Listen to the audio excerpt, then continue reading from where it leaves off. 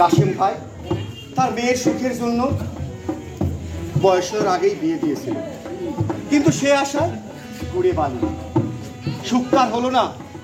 স্বামীর বাড়িতে নির্যাতিত হয়ে গিয়েছিল এক পেট, আসলে মানে কি সে গর্ভবতী অবস্থায় স্বামীর বাড়ি থেকে নির্যাতিত হয়ে বাবার বাড়িতে ফিরে আসে। এদিকে ওই যে কাশেম ভাই কলিমদ্দির মাথায় তার মেয়ের বিয়ের ভূত ঢুকিয়ে দিয়েছিল।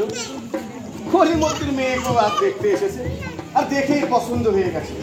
আর সে কথাই বলতে কলিমদ্দি ছুটে গেছে আমাদের কাশেম ভাইয়ের পুতুলের বাড়িতে। চলুন তো আমরাও যা দেখি সেখানে কি ঘটে। ও কাশেম ভাই বাড়িতে আছে? ও কাশেম ভাই, ও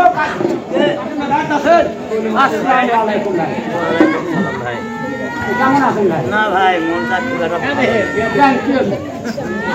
বেটিটা দেওয়া ছিল ভাই, দেখে শুনে ভালো ঘর থেকে, কিন্তু বেটিটার উপরে এতই নির্যাতন, এতই অত্যাচার, এটা কিন্তু আমি জীবনেও ভাবিনি ভাই। শ্বশুর শাশুর এই অত্যাচারটা করবে ভাই। আগে আসো না একা, গর্ভবতী অবস্থায় মেয়েটাকে আমার মায়ের দাবি দিতে হয়, এই নিয়ে খুব চিন্তা করা যায়। তোমার কি করা যায়? কাশেম ভাই, আমিও তো আমার মেয়ের বিয়ে প্রায় বুঝ করে ফেলাচ্ছি। তোর কাছে কিছু পরামর্শ ঘরের মধ্যে কান দেখে আমার বেটি ভাই, কি হয়েছে? বেটিটা অসুস্থ, মারে দাবি দিতে। এখন কি করি আমি, বিরাট সমস্যা। এখন কি করি ভাই, আমিও তো মেয়ের বিয়ে প্রায় হয়ে গেছে।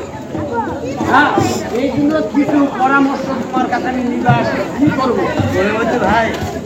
নিজেই এক সমস্যা, তোমাকে আবার কি পরামর্শ ভাই? আমার মতন যেন ভুল করে না, দেখে শুনে ভালোভাবে জানে শুনে, যদি তোমার ভালো লাগে ভাই বিয়া দাও, না হলে দেও না ভাই, লেখাপড়া করা। এতে আমি কোনো ইয়া পাবো না। তাহলে ঠিক আছে কাশেম ভাই, আমি তাহলে ভাবে চিন্তা দেখি, তাহলে আমি চলে গেলাম। আচ্ছা ভাই, ভাই মেয়েটার জন্য দোয়া করো ভাই। ঠিক আছে ভাই, আল্লাহ নাম ভালো করো।